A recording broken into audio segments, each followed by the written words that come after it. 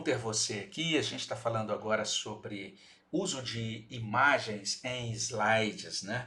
Cada vez mais a gente percebe que um bom slide, uma boa apresentação, não é aquela em que você enche o espaço com inúmeras palavras, com listas intermináveis, várias listas de bullets, mas sim é aquela em que você usa uma boa imagem, uma imagem de boa qualidade, com pouco texto, algo que tenha a ver com a sua fala, com aquilo que você quer comunicar na sua apresentação, né? E é interessante, então, a gente compreender a importância disso, né? Eu estou aqui passando para você uma apresentação que eu fiz aqui no Keynote, uma ferramenta que eu gosto muito, especialmente por conta desse recurso de imagens, né, que se movem, né, as chamadas imagens, os fundos animados do Keynote. Isso ajuda bastante a gente a produzir um material interessante. Você vai perceber que eu faço uso aí de grandes imagens.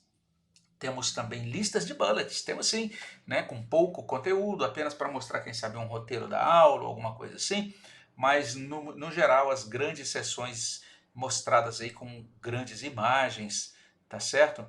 Além dos outros conteúdos que são pertinentes a isso que estará sendo apresentado, vamos dizer assim. Mas aqui eu quero colocar para você alguns detalhes. Primeiro detalhe é o fato da gente ter aqui um endereçamento das imagens. Não sei se você consegue ver, mas aqui no canto inferior do slide você vai encontrar a informação de onde foi produzida essa imagem ou onde foi obtida essa imagem, vamos dizer assim, né?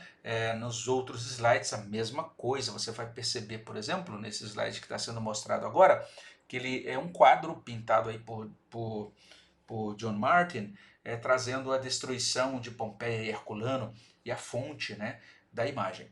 Cada imagem utilizada na sua apresentação, ela deve ser autorizada, ou seja, você tem que usar a imagem livre de copyright, tá certo? Para você não ter que pagar pelo uso da imagem. Então, antes de selecionar a imagem para sua apresentação, verifique se você está realmente utilizando uma imagem livre de copyright.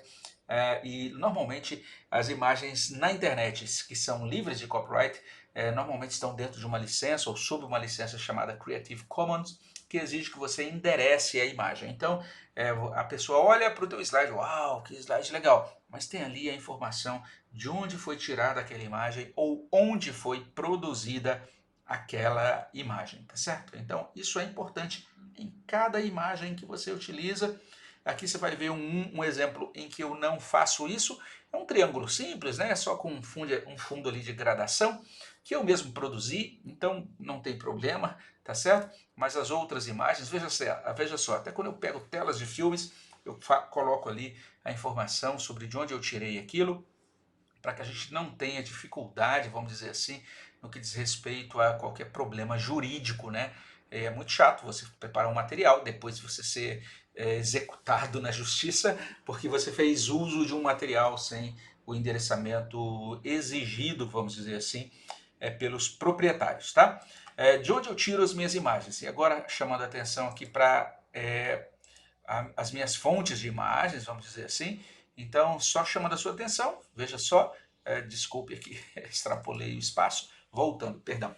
Então, veja só, a primeira imagem eu retirei aqui do Adobe Express, a gente tem a assinatura do Adobe Express aqui na nossa organização, e aqui você percebe que eu criei uma série de imagens para o nosso acampamento, e aí, dentre essas imagens, veja só que aquela imagem está ali no fundo, mostrada já no material de mídia sugerido pelo próprio Adobe Express. É uma ferramenta gratuita, tá?